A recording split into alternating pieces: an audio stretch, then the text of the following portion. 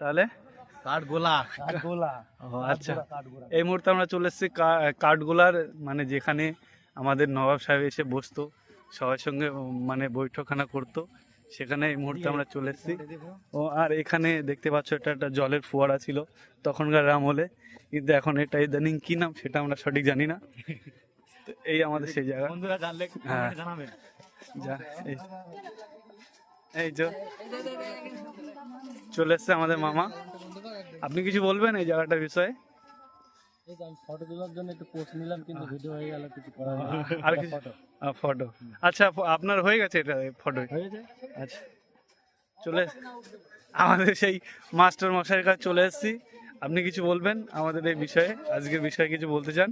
আমরা এখন কাঠগোলা বাগানে আছি, হ্যাঁ, ঘুরছি, মহাসভা নিয়ে জায়গাতে এসেছি।